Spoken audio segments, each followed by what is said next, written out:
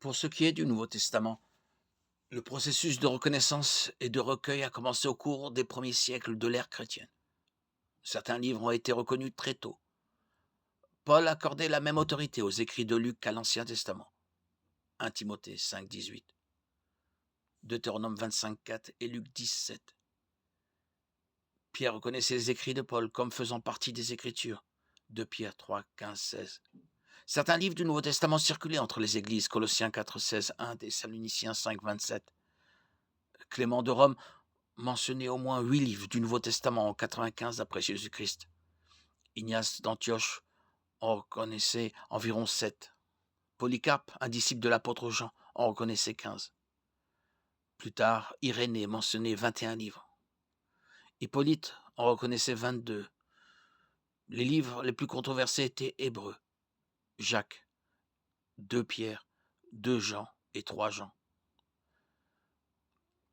Le premier canon fut celui de Muratori, compilé en 70 après Jésus-Christ. Le canon de Muratori inclut tous les livres du Nouveau Testament, sauf Hébreux, Jacques et 3 Jean. En 363 après Jésus-Christ, le concile de Laodicée a déclaré que seul l'Ancien Testament, y compris les apocryphes et les 27 livres du Nouveau Testament, devaient être lus dans les églises. Les conciles d'Hippone et de Carthage ont également affirmé la même liste de 27 livres comme faisant autorité. Les conciles ont appliqué des principes semblables aux suivants pour déterminer quel livre était réellement inspiré par le Saint-Esprit. L'auteur est-il un apôtre ou proche d'un apôtre? Le livre était-il largement accepté par le corps du Christ? Sa doctrine est-elle cohérente et son enseignement orthodoxe? Le livre fait-il état de valeurs morales et spirituelles élevées qui reflètent l'œuvre du Saint-Esprit? Encore une fois, il est important de se souvenir que ce n'est pas l'Église ni aucun concile qui a décidé du canon.